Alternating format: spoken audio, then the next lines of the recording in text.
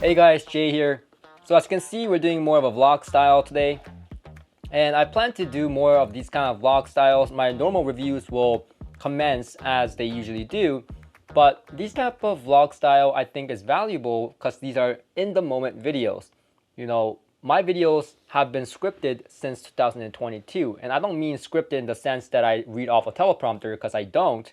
But, you know, if you watch my old videos, I tend to ramble on, and I tend to repeat myself, because if you couldn't guess, I'm not really a camera person. So I freeze, you know, I become mechanical since, you know, I started to make those bullet points and to keep on topic. And so I thought I would bring back some kind of vlog video to do more kind of like in the moment videos where I would do like top 5 speakers. Let's have 5 speakers in this room, and show you guys me setting it up, listening to it, and then giving you my impressions right there and then. Same thing with, you know, system videos. Let's set up a $3,000 system right now and see how it sounds.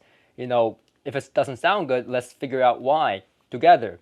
In the moment videos. So that's kind of what I'm doing with these kind of videos. It's a proof of concept. We'll see how it goes. But first, I also do like question videos now, so questionnaires. So you can participate in these questions by going to our community page on this YouTube channel and then asking questions, and I'll answer them in a video. I think that's pretty cool. And then we'll just chill in my listening room, you know, just answering questions, having a good time. That's what it's all about. So first question comes from AudioRick841. And first of all, thank you for such a great question. He asks if the Holo DAC still is relevant and a solid contender now that the hype has passed. If yes, what is its current competition set amongst all the new R2R DACs that came out since? So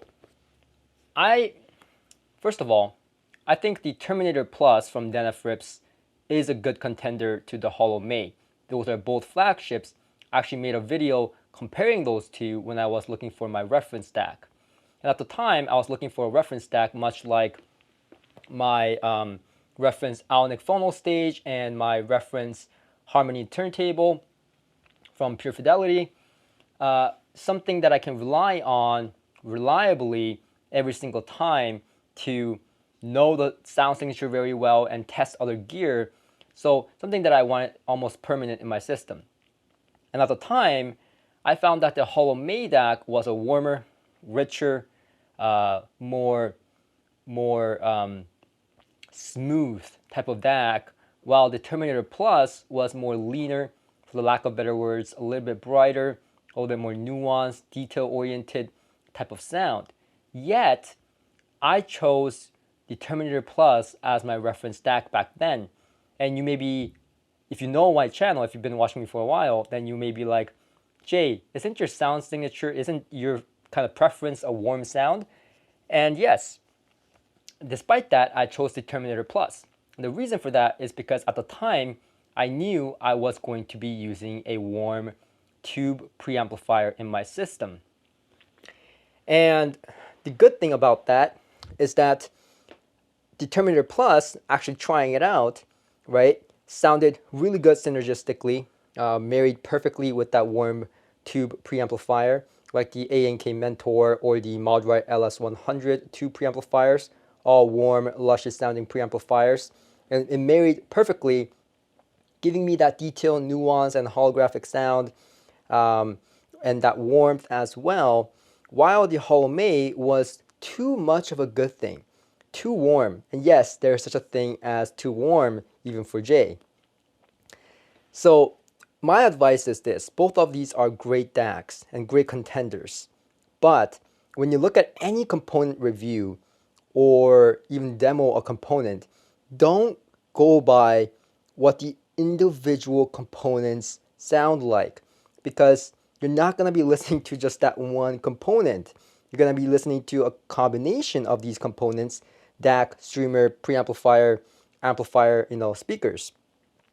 So set a plan, like I did, set a plan. If you're going to have a warm preamplifier, maybe a slightly brighter, more detail-oriented, nuanced DAC like the Denafrips Terminator Plus might be a better choice.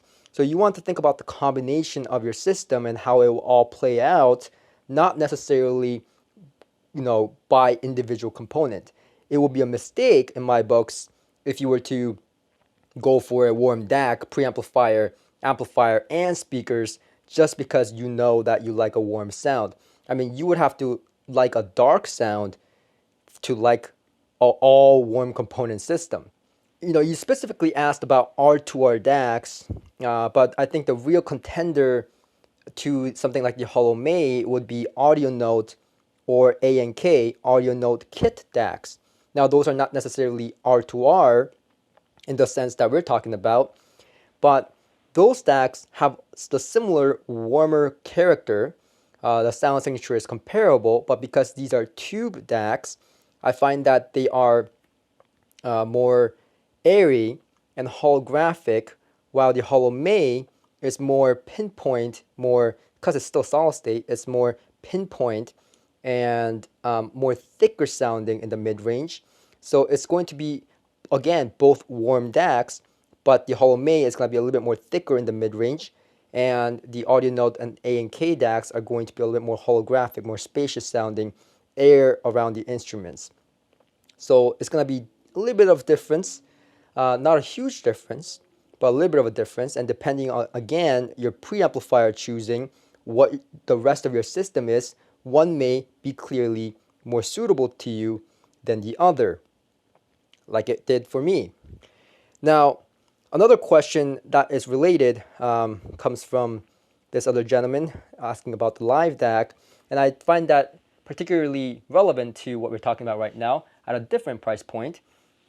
I do have the LAIV DAC. I've had it for a long time now, and the reason I have not reviewed it yet is because I want to compare it to the competitor, the Denafrips Pontus 15th generation that has yet to come in.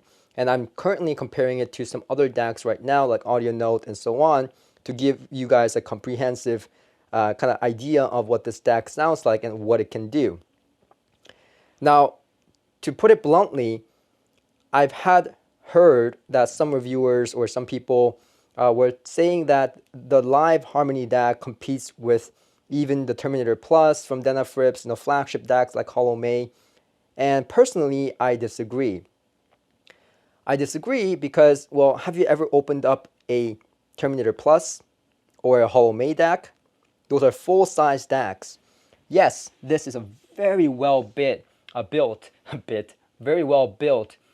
beautiful industrial design DAC, but I can hold it with one hand, even though it's heavy and not for a long time.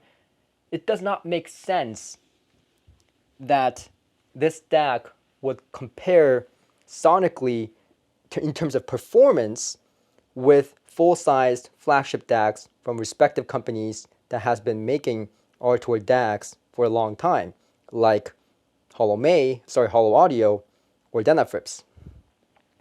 I think that this DAC does compete very competitively to something like the Denafrips Pontus or the Spring DAC from respective companies. Now I'm going to put that to the test, but so far from my experience thus far has been that this DAC sound signature sits somewhere between Denafrips house signature and Holo Audio sound signature, meaning it's less warm than the Holo Audio, but warmer than Denafrips. It's not as detailed and nuanced as Denafrips DACs, but it is more so than the Holo Audio DACs. So it sits right in between, and therefore is a very viable choice and more balanced type of sound that I think a lot of people will gravitate towards. However, performance-wise, once again, I don't think it competes with flagships. If LAIV made a more full-size DAC, more higher-end DAC, then I think it may be a very fair comparison there. But from what I've experienced, this DAC competes very competitively in its price category with DACs that are known to be competitive and punch above its price category, like Denafrips and Holo Audio. which again, these DACs, Holo Audio and Denafrips, both of them, punch above its price point that competes with DACs that cost way more, that goes through a typical distribution and dealer chain, in my opinion. And I still stand by that opinion, by the way, years after the release of those products on my channel. Now, there's one feature that I feel that the Harmony DAC, the LAIV Harmony DAC, really excels at. And I'll spoil that before the review right here if you watch this video. It's the I2S. And you might think, well, Denafrips has I2S. Well, I2S protocol is not really set. So therefore, every company, and we've seen this, have different protocols. PS Audio, Denafrips, they don't work together, or at least they don't used to, without opening up the DAC. Now, Harmony LAIV DAC, with a touch of a button, you can configure the protocol of the I2S so that it will work with literally any streamer that has I2S. And that feature alone makes this DAC all worthwhile for those that look for I2S connection. And out of all the DACs, the industry design is the best on this. All the other DACs, Holo Audio is more sexier, more well built than Denafrips DACs, but LAIV Harmony DAC right here just crushes the competition in terms of that industrial design, in my opinion. It seems like they really hired an industrial designer that knows their stuff. Really, really well made. Really, really well made. And in that $2 to $3 grand price category, I think this DAC is going to do wonderful for a lot of these audiophiles. And honestly, I think it's a great thing that we have so many companies now that's doing R2R DACs, even FIO, affordable price ranges. I think it's awesome because it gives us audiophiles more flexibility in choosing the sound signature and choosing a component to cater to our taste and our system, and again, how it's all going to work together. So, I hope that was informative. I hope that was helpful and answered your question, and I hope to see you guys in my future videos. Until next time.